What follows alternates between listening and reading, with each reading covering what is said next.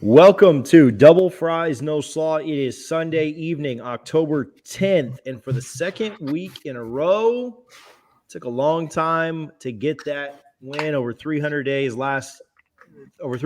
to get the win last week, but a short 7 days later, Florida State victorious again. Richie, how you doing this evening? I'm doing great. It was a phenomenal weekend from a football standpoint. Obviously Florida State, I think, surprised all of us as we watched them not just win it in kind of fluky fashion like last year, but kind of control the entire game. And it was nice to see the Bucks, do what they should have done to the Dolphins today. A nice little 28-point win. So I cannot complain at all. Since you always have to bring up the NFL stuff, another former FSU quarterback who we're not allowed to say his name on here anymore, also threw for 4 touchdowns in a big win against the Redskins. Well, the team that plays in The DC. football So team. yeah, I don't want to get anybody upset about anything this early in the show. But what you're all here for? Not NFL talk. The Florida State Seminoles picked up a massive win.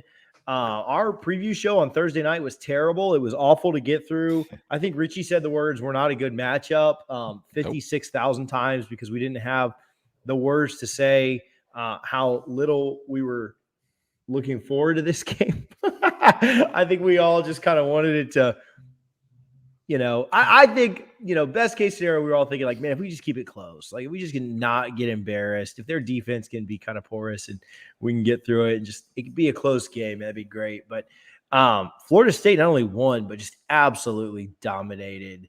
Really, after North Carolina got out to a quick start in a 10-0 lead, Florida State just absolutely took it from there. And we're here to talk about it, here to react to it, here to kind of talk a little bit about the game and what's next for FSU as we enter the second half of the season. But fun Saturday and something that not many of us probably expected. Double Fries No Slaw brought to you by Guthrie's in Tallahassee, 1818 West Tennessee Street and 2550 North Monroe. You can visit both their locations there and tell them we sent you. Get your gut box Double Fries No Slaw. Richie started out not so good yesterday. Florida State goes down early, 10-0. North Carolina drives the length of the field. Florida State's defense bows up, forces a field goal, and then a quick series by the FSU offense. And North Carolina drives the field again and finishes with a touchdown. You couldn't have been feeling too good when we were down 10-0 at that point, right? Like I wasn't feeling good. I was laying flooring, and I was actually on the road listening to Deckerhoff call the game because I was going to pick some flooring up. And I did not feel good when I heard him say it was 10-0 North Carolina over the radio. Yeah, no, I guess it's weird because that's kind of how I expected the game to go. My prediction was 41-20. I kind of figured North Carolina would do whatever they wanted offensively, and that's how it started. So it didn't really ruin my day at all. I'm just sitting on the couch like, okay, let's just see what could possibly happen. And nothing really happened for Florida State in that first quarter, and then the second quarter happened, and oh my goodness, all of a sudden Jordan Travis shows why he probably, when healthy, should be taking every snap for Florida State right now. Yeah, I mean, he was an absolute difference maker. We can look at the box score and see what his stats were. I mean, obviously, he was very efficient throwing the ball. Only threw the ball 13 times, but completed 11 of those attempts. I think the last time an FSU quarterback only had 2 incompletions for a game was, anybody know it? Jameis, Pittsburgh, 2013. Yeah, Jameis's first game against Pittsburgh, first game ever. Only 2 25 incompletions. and 27, yep. And one of those was a drop, and the other one, I think Shaw got his foot in bounds. I'm just going to say, that was the most incredible performance. A similar game. Florida State gave up the opening touchdown there. Pittsburgh went up 7-0, and I was just like, dude, this is just another season of FSU football that I'm going to be let down. And obviously, was I wrong? So anyway, didn't feel really great about the deficit to start the game. Obviously, you don't ever want to go down 10-0, but very much felt like, this is what it's going to be like. Florida State answers. Thanks to an offsides, kind of start out in good field position after a nice return by Travis Jay up to the 41, and offsides by North Carolina. Then a holding penalty that knocked us down to first knocked us back to a 1st and 20. And this is where I'm thinking, oh man, into the first quarter, 1st and 20, we're not going to convert here.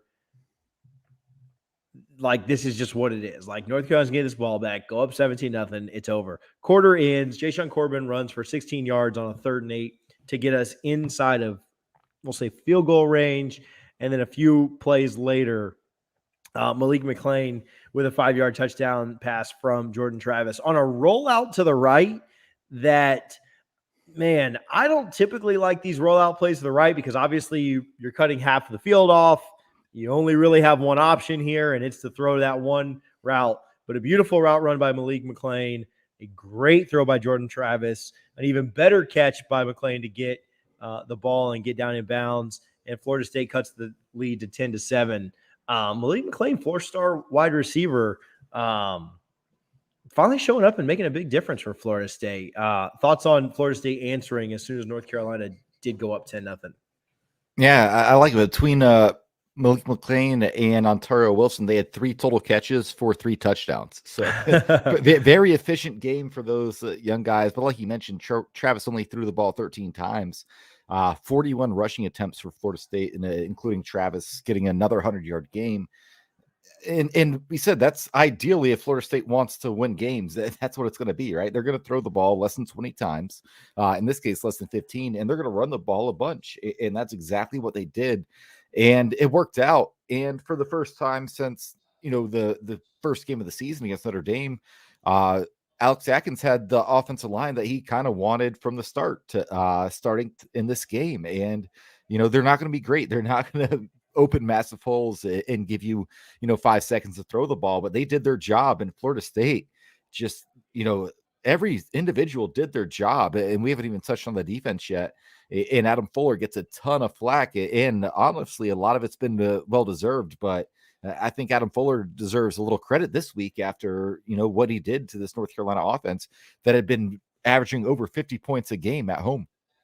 We talked about how good North Carolina had been and how good Sam Howell had been specifically at home in our preview show on Thursday evening. Richie, you're exactly right. I mean, we haven't even talked on the defense yet, but the defense, after being a little shaky to start the game, immediately comes out after. Well, let's do this before we even do that.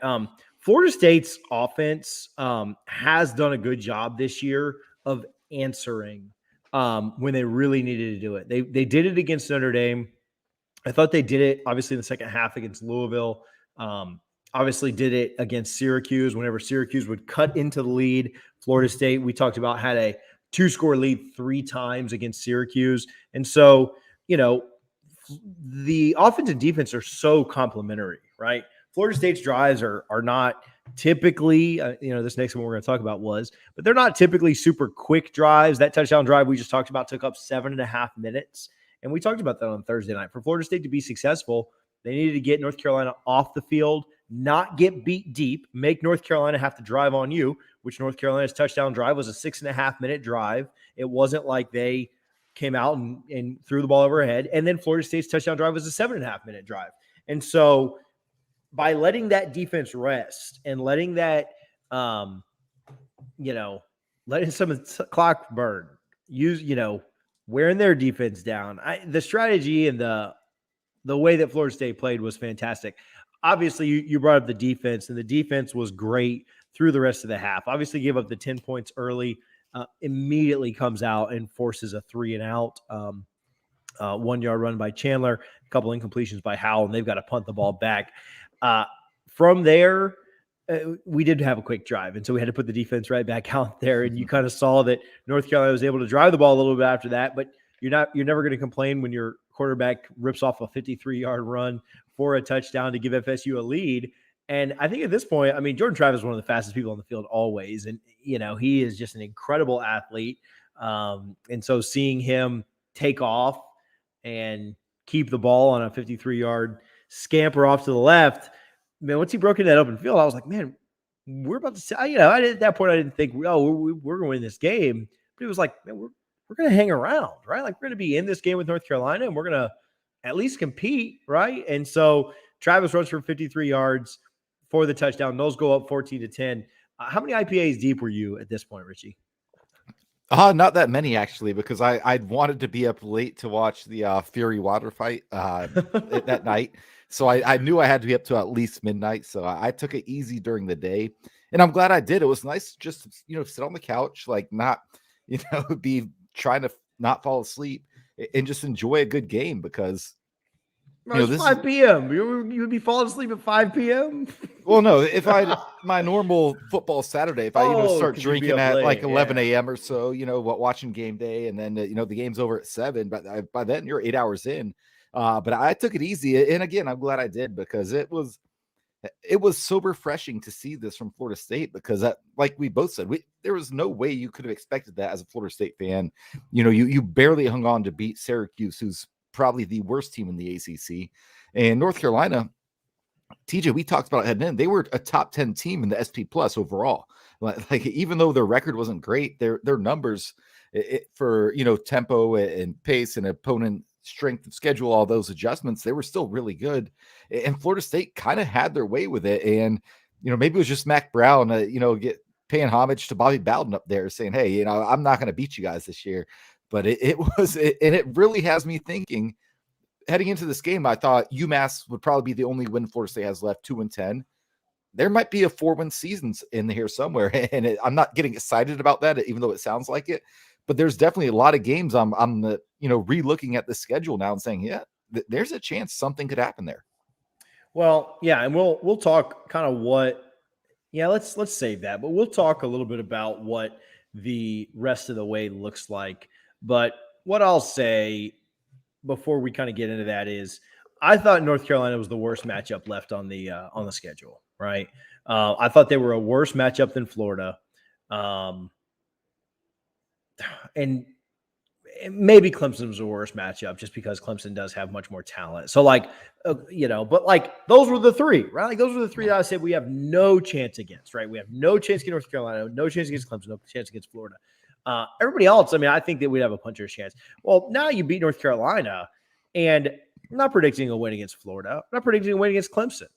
But I will say if Florida plays like they played against Kentucky and we play like we did yesterday, we're going to win that game. And if Clemson plays like they did against NC State and we play like we did last night, we're going to be in that game. Again, I'm not saying that we definitely win it, but I think that's the difference. Now, do I expect Florida State to come out and play perfect for the rest of the way? Probably not. There will be hiccups and growth is not linear, but I mean, I think that's what winning this North Carolina game did. It kind of tells you like you can be in any game, right? Well, are they going to beat Clemson? Are they going to beat Florida? Probably not, just to be very honest. But can they be in those games? Absolutely. So anyway, I said I wasn't going to get ahead of myself with talking about all that, but we did. Well, this is great because so like you said, we're on a 2-game winning streak, which those have been pretty rare in Tallahassee lately. But now we go into a bye. And then we have UMass. This football team's going to go over 30 days without losing a football game. And that's got to feel nice. But then, like you said, Clemson's waiting. And I know their offense has been not great this year. But the talent for talent, we can't really match up with them. But I'm not saying that. I'll say this, which I did not think heading into the season. I do not see any auto losses on the schedule the rest of the way. And coming into the season, I certainly would have thought Clemson and potentially Florida would have been one. And you're still going to be big underdogs, probably 10 plus points. But hey, we were just 17.5-point dogs yesterday. And Mike Norvell got this team ready to play. Adam Fuller, give him credit. Kenny Dillingham, the entire staff, all the players, man, they just came out. And it looked like a competent football team from start to finish. Save the first 6 minutes of the game when North Carolina went up 10-0 early. Yeah, I mean, I think, I think when you look at the schedule, if you would have told us that we started 0-4, and then told us that we could split the rest of the schedule at 4-4, I think we'd have all said, sure, that's a win, right? Like, obviously you started terribly, but the fact that you very well may split the rest of the schedule at 4-4 is great. Like, they're going to be 3-5, right? I mean, I think they're going to beat UMass. They're going to lose to Clemson. They're going to be 3-5, and they're going to play 3 very beatable teams. Miami is not good at all. I think they could beat NC State, and I think they could beat BC. Florida's going to be another one that's really, really tough. But what's crazy is if you upset anybody, you probably get to 5 wins, right? And so, they're going to get NC State at home. They're going to get Miami at home. And then the BC game, the UF game, the Clemson game, all very tough. Not saying that those are nothing's an auto win on the schedule except for UMass, right? But if you could get this to 4 or 5 wins after starting out 0-4, I mean that's certainly progress. You get to 5, it means you finish the season on 5-3, right? And played North Carolina, Clemson, Miami, and Florida State in those 8 games. I mean that's really good. So anyway, we'll jump back into the game and talk a little bit more about the road ahead. Florida State takes the lead 14-10. North Carolina drives down and really starts to threaten. They're inside of field goal range. They have a 1st and 10 on Florida State's 30, and they've just converted 2 straight first downs. After a 3rd and 7, they threw an 18-yard pass, and then DJ Jones ran for 13 yards to our 30. But then Jerrion Jones steps up and makes a massive interception at the goal line. Ends up being a touchback. Thank the Lord that he was down there in the end zone. And really just went up and got a ball, like 50-50 ball, went up and got it. Maybe not the best throw by Howell, but a massive play to keep North Carolina from scoring with under 5 minutes to go in the first half. And you're thinking, man, that's what you want to do, is you want to win the middle 8. And if North Carolina scores to go back up 17-14 and we can't score, they're going to score on both sides of the half and have a 2-score lead and the game's over. But massive play by Jones to really give FSU a chance to start to dominate this game, and they absolutely did. After the interception by Jones, Florida State methodically moved the ball down the field until they got to UNC's 32. A great play design where it looked like a read pass option to the right. Ontario Wilson streaking across the left side of the field on a post, beats his man, and Jordan Travis puts an absolute dime in the breadbasket. And all of a sudden, the Noles are up 21-10 with under a minute to go in the half. And I think at that point, you knew about UNC's comeback last year. You knew what they did when we had a big lead. But I think at that point, you thought, like, all right, we score a couple more times, we may win this game. And obviously, Florida State gets the hold at the end of the half to go into the half at 21-10. But is that when you started to believe that? Because that's when it got real for me. I was like, all right. No, long half to go, but I was like, this could happen. That's where I was at. Yeah, no, I was definitely, I was watching and definitely I was very hopeful, but in no sense at that point was I like, oh man, that it's over. Like we're oh, not over. Well, I thought we had a chance. That's where I first thought we had a chance. Even then, it just, and I don't know why, because I've seen the secondary and I've seen these linebackers just get torched when a team figures out what they do well against us on specifically on pass defense, even though our pass rush is pretty good.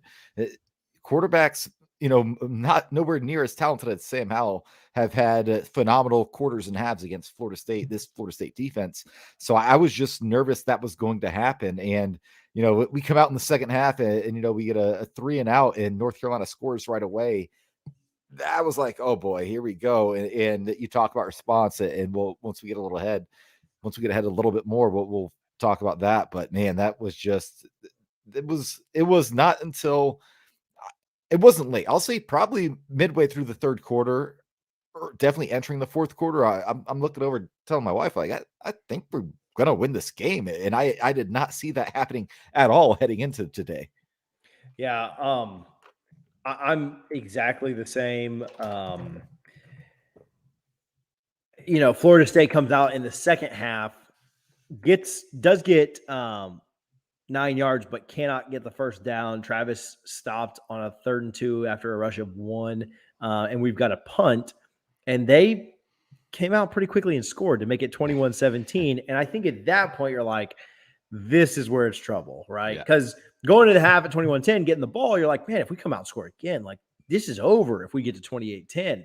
And we didn't, right? Like they scored to make it 21-17. But Florida State answers immediately. Jordan Travis with a nice pass on a 2nd and 9 for 44 yards, and then a roughing the passer penalty tacked onto it.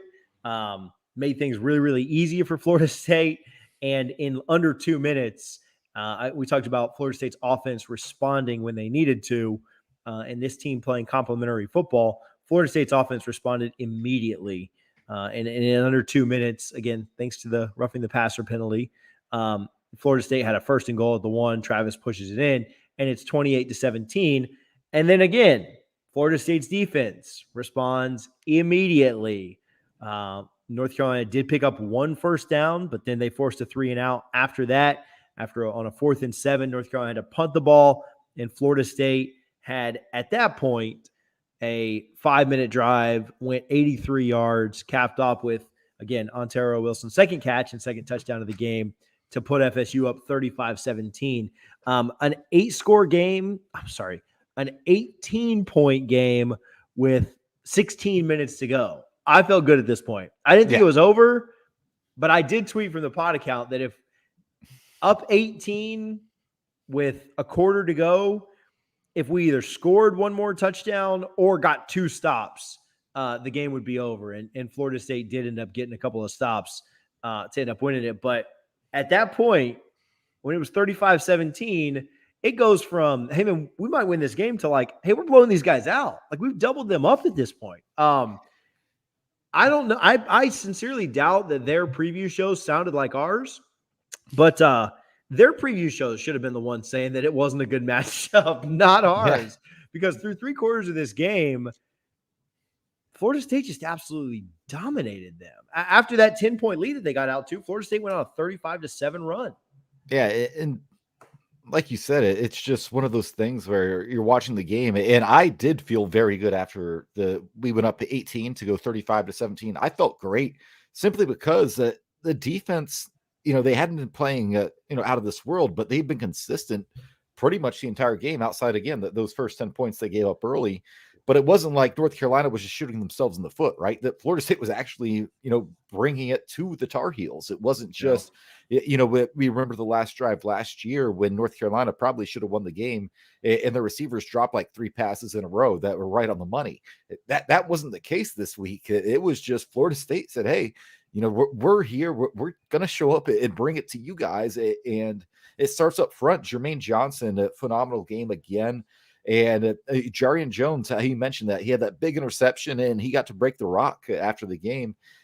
It was a total team effort and something that I did not expect to see, but it was very pleasing. And I'm actually excited to see what happens the rest of the season. Because I'm not going to lie, TJ, heading into this week, there were some games that, Clemson, Florida, even this one to a certain extent, I wasn't excited to watch. But after yesterday, man, I'm pretty pumped to see what happens. And hopefully it's not just a 1-game thing. Last year we beat North Carolina, then lost to Louisville by 32 points. We're not going to lose to UMass. We know that. But when Clemson comes around, just be competitive and give yourself a chance. Don't let the game be over at halftime. And I think Mike Norvell, that's kind of what he's building us towards. And I'm very, very pleased, not with the 2-4 record, but with the progress we're seeing on the field week to week. Yeah. I mean, what's unfortunate is that if Jordan Travis is healthy, this team is probably 4-2, right? Like, they probably beat Jacksonville State.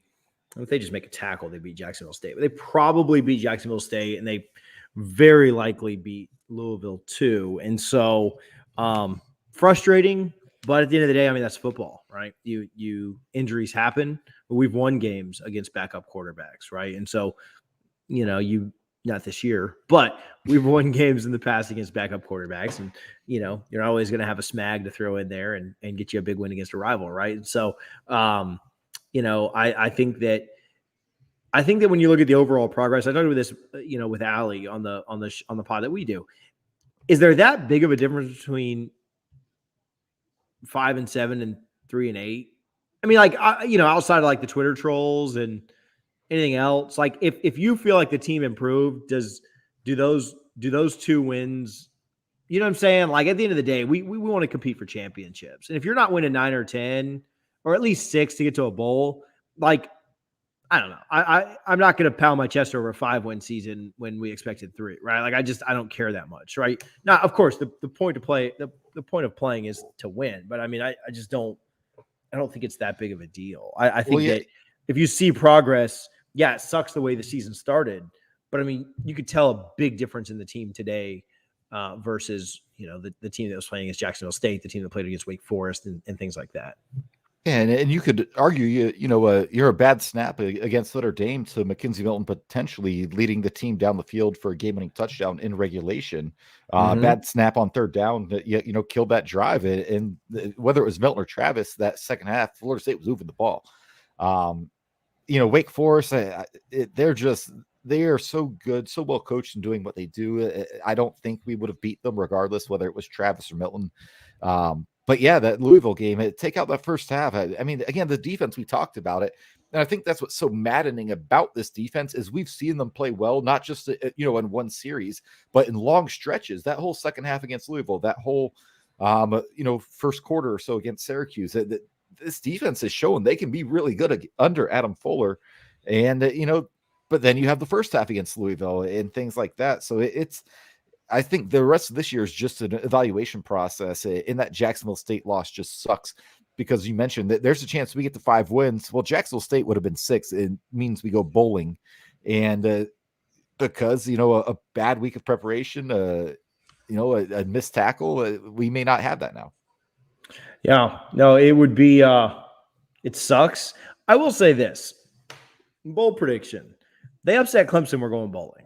Right? Like to me, that's the one. I could right? see it. They go 4-4. They're going to find a way to win 2 of those games at the end of the schedule, right? It'd probably be NC State in Miami, and so then you'd be asking the team to win 6 straight games. So that's a lot to ask for. I mean, Alabama didn't even do that to start this season. So, Jimbo. But yeah, in fact, only a couple of teams have done that: Iowa, Cincinnati, Georgia, obviously. So. Yeah, I mean, and I'm not predicting they upset Clemson, but I think that's where it's at, right? Like you upset Clemson. If there was ever a year, right? Like if there was ever a year where you were going to upset them, it would be this one. Now, I'm probably going to predict Clemson to win by 17, but we'll see that when we get here in 2 weeks. Yeah. What I'd really like to see is I'd like to see Florida State come out. I mean, UMass is the worst Power 5 or the worst FBS team that exists. UConn beat them, right? No, they beat UConn, I think. Okay. I think didn't that what happened? UMass won this weekend, I think. Did they? Regardless, to your point, they beat UConn, they are very bad. They are very 27-13. They rushed the field. That's how bad they are. They rushed the field after beating Connecticut. Come get you some Walt Bell. I want to see I want to see what we should have saw against Jacksonville State, and I want to see us beat that team by 30. No, and, 40, 50. I mean, yeah. I mean, I'm also okay with team. I'm also okay with us taking out the entire offensive line, putting them in bubble wrap on the sideline. So, if our third figures can run the score up, then I'm fine with that. So, but yeah, I'm going to see us beat the heck out of UMass, and you've got a bye week in between to be able to do that. So, anyway, I think we're getting off subject again. We haven't gone through the rest of the game, but yeah, I mean, I think that's kind of what you want to see from the team going forward is beat the heck out of somebody, and then we'll worry about Clemson when he gets there. So North Carolina gets the ball, drives the length of the field, and used up only about 3 minutes, but drove 70 yards and ended up turning the ball over on downs. North Carolina got the ball on Florida State's 5 and could not advance it from there on a 1st and goal from the 5. Chandler ran twice for no gain, and then a couple of Howell incompletions. A nice defensive play on that 4th and 5 on a tough throw to the left sideline. Ended up breaking it up, and North Carolina had to punt. North Carolina turned the ball over on downs. Florida State gets the ball back with about 12 and a half minutes to go, and they are only able to get 1 first down, but they did chew up 4.5 minutes of clock. They punt the ball back to North Carolina with 8 minutes to go. And at this point, North Carolina is down 18 with 8 minutes to go, and you really do feel good about it. You think, okay, even if they score quick, we're going to run 3 minutes off the clock just by 1 set of downs, And so then they're going to be down 2 scores with 5.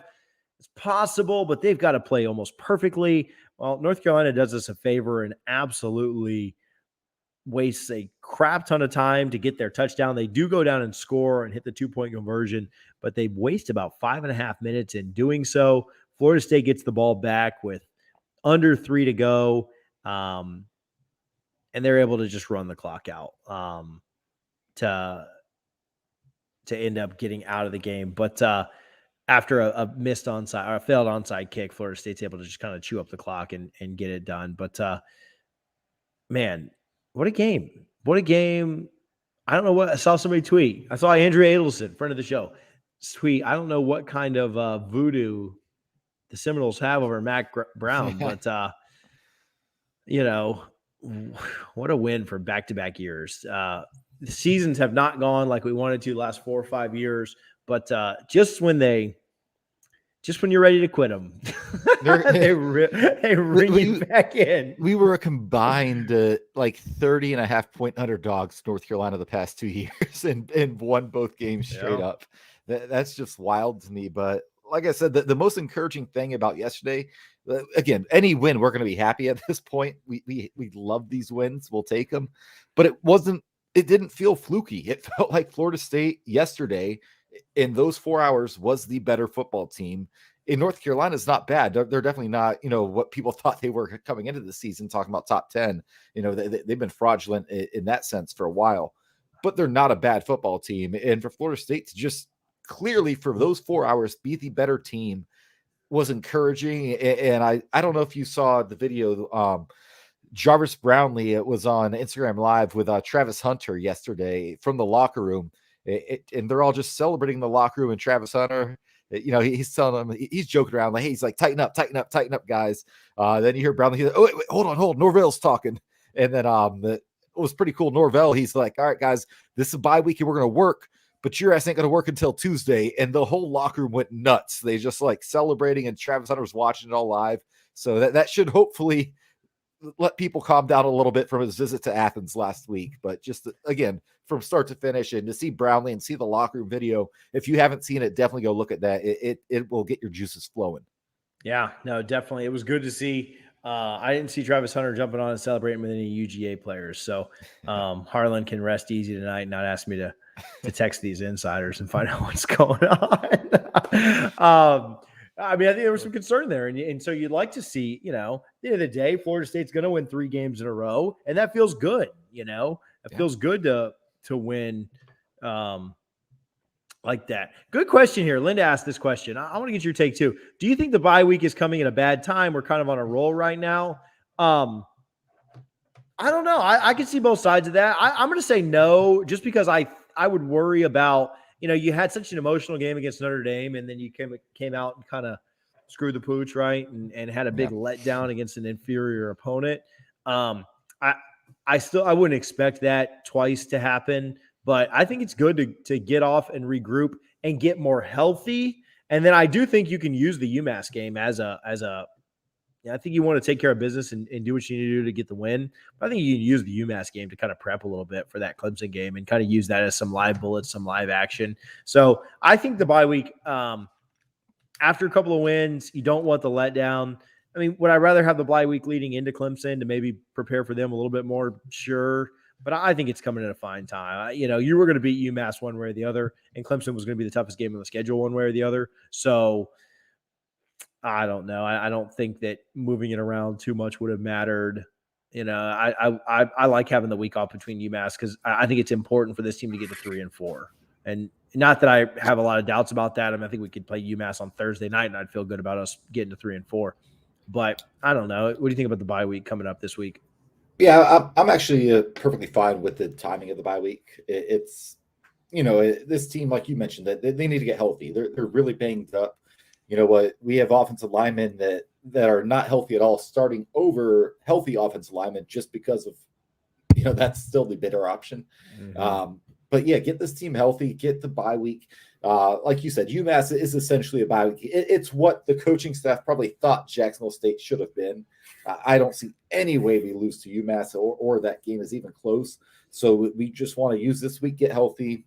UMass just show up. Like you said, it'd be nice to win a game, 41-3 or something that like way you should win it, and then see what happens with Clemson. Because I'm very excited. That's Halloween weekend. Yeah, they're going to play them on the 30th. So it could be a spooky weekend up in Death Valley after, Dabo's comments last year. I'm excited for that game, and I was not excited for that game a few weeks ago. Yeah, no, I mean, I'm also excited that they don't have a bye week. They have to go play a pretty good Pittsburgh team that puts up a lot of points. Really they play at Syracuse this Friday night. Then they have the long week playing at Pittsburgh the next week. They come home to Florida State, and then they play a good Louisville team after that. And so, I think they've got a tough stretch there. It wouldn't shock me if Clemson lost one or two of those games.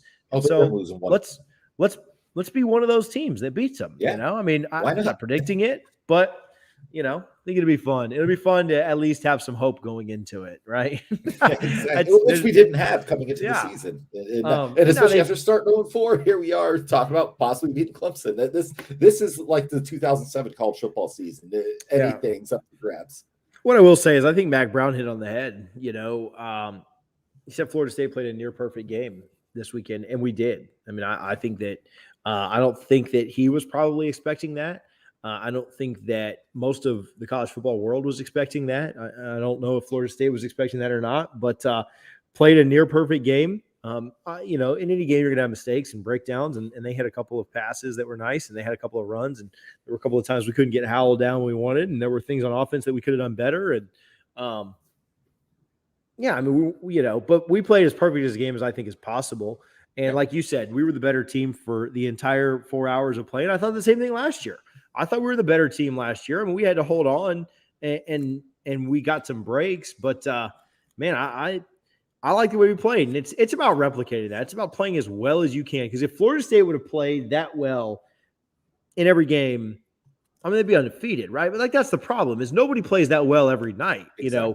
Bama played poorly against Florida. Saban, yeah. Bama played poorly against Florida. Still found a way to win, but game was closer than it should have been. Bama played poorly against A&M last night. Too many mistakes, a red zone turnover. Couldn't score at the end when they needed to, And so, mistakes happen. Nobody plays a perfect game for every single game. Georgia that team is unreal, but nobody else typically does that. Watch Florida go beat them though. I don't think so. This season's just wild. Yeah, Florida played a very poor game against Kentucky and lost, right? And so the crazy things happen, and that's why you play, and that's why it's exciting. I will say, there's no sneaking up on Clemson, right? Some of these other teams can kind of sneak up on them, and NC State gets a win here or there, or Pittsburgh gets a win here or there, or Syracuse a couple years ago. I think that's kind of the issue is they get up for our game, and so there's no sneaking up on them. But this is the worst quarterback play that they've had since before Taj Boyd. DJ is just not great, and so we'll have 3 weeks to sit here and talk about this Clemson game, and we'll get into it, I'm sure, a ton. But obviously we're more excited for it today than we would have been probably pregame yesterday. So Florida State finishes out with UMass, Clemson, NC State, Miami, Boston College, and Florida.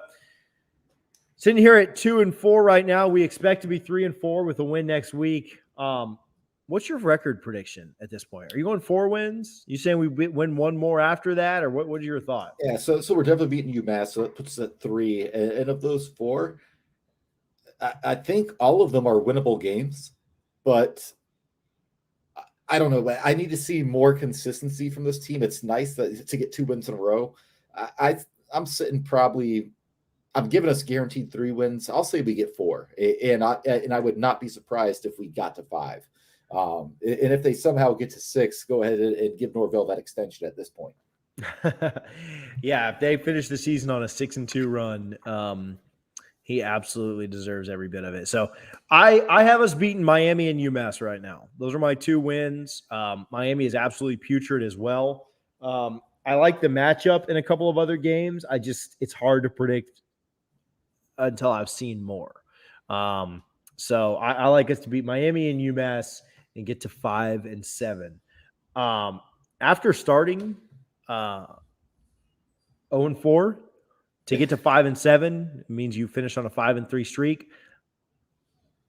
Those games, again, in those 3 losses, you've got Florida and Clemson, so outside of those 2 games, you went 5-1 to finish the year. It's pretty freaking impressive. Yeah. So if you go 5-7 with the brand, there's an outside chance Florida State's going bowling at that point, depending on how many 6-win teams there are, because they look at the APR and shout out Willie Taggart. He didn't do a lot of things great, but he did help raise this APR a lot for this football program. And I think it sounds like Norvell's kind of continue with that, and that's what they look at for the 5-win teams. But if there's a bowl that needs a team, there's few bigger brands than Florida State that'll be in that 5-win pool at that point. And then you got a chance to be, 6-7 with a bowl win heading into the offseason. Keep Travis Hunter, AJ Duffy in the bulk of this class, and maybe we'll do next week. Since it's bye, we can get a recruiting guy to talk about the class and how things are going, because there's a lot of chatter about that right now, but I don't want to get into it. But again, these are things to build upon, and for being 2-4, I'm not extremely upset with the season, as bad as that sounds. Yeah, heck of a season. The last 2 weeks, right? Yeah. Tough. The first 4. It's been fun the last 2 weeks, no doubt about it. 2-0 in October, baby. Let's go. All that matters. You always do this in football, in the NFL, right? Like you chop things up into quarters. Well, it's thirds here because you play 4 less games. But first quarter, not very good. Second quarter, or first third, not very good. Second, third, it's been pretty dadgum good, and so far, probably going to finish 3-1, which is all you can ask for. And then we'll see how that fourth quarter goes. NC State, Miami, Boston College, and Florida. You get 2 wins out of that, whew, man, be pretty insane. It does not sound as daunting as it did a few weeks ago. Yeah. So all things kind of seem to be headed in the right direction, but again, the biggest thing for Florida State is that we felt the same way last year after beating North Carolina. We got on here hyped. We got on here slurring our words after we'd all drank too much and did an instant reaction and everything else. And, can Florida State build on it in a positive way and not go out and just lay an absolute egg, which I don't expect them to do against UMass. That's but a fireball offense. the next week doing it against Clemson, you lose to Clemson by 14 or 17 just because their talent difference. I mean, that's one thing. Can't go out to lose by Clemson by 40, after they've looked as terrible as they have this year. So anyway, we'll talk more about those games and the upcoming schedule for football as we go. Want to get into some other quick FSU sports around the horn. A good weekend for FSU athletics. Golf took the championship in the 2021 Barbara Nicholas Cup at Murfield Village. So it was a men's and women's combined event. And so the Noles beat Auburn, Ohio State, and Arizona State to win the championship. Swimming and diving won the TYR Classic in Biscayne Bay. Shout out to our buddy John Proctor, who got a big win swimming and diving with a nice win there. This weekend, volleyball won today at Duke. And then, like I said, the best team in the country in any sport, FSU soccer, won Thursday 5-0. They beat Miami 4-1 to get to 13-0. They are 6-0 in ACC play. And then obviously the one that we talked about all weekend, Florida State football wins 35-25 against UNC as a 17.5, 18-point underdog in a win that, Sam Howell will never beat FSU. And so just happy about that. Richie, do you have anything else before we give some shout outs and get out of here?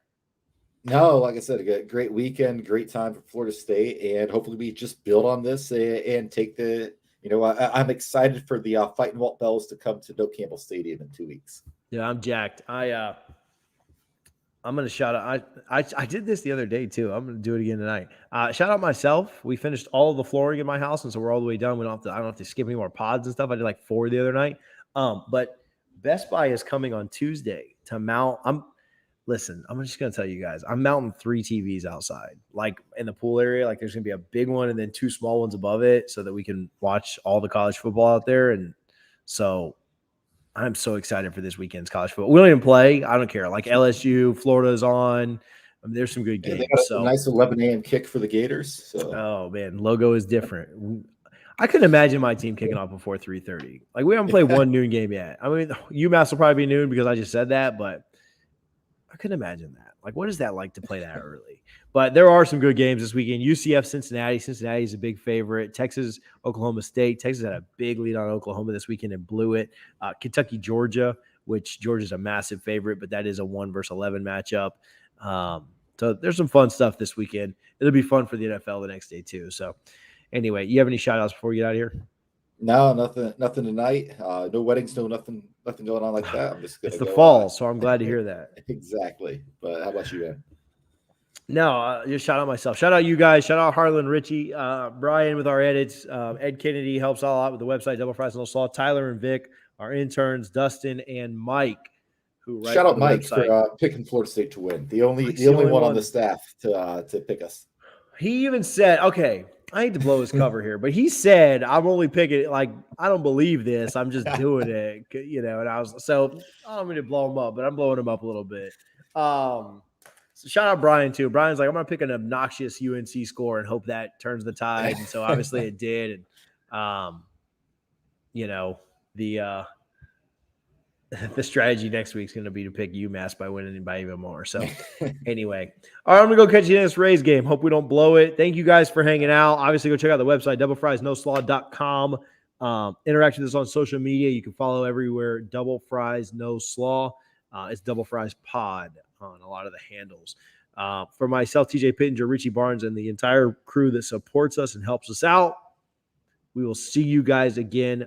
Not on Thursday. No preview this week. We will see you guys again next Sunday, unless we have a pop-up episode, which with no preview, you never know with us. So we'll see what happens. We'll see you guys next Sunday. And until then, go Noles.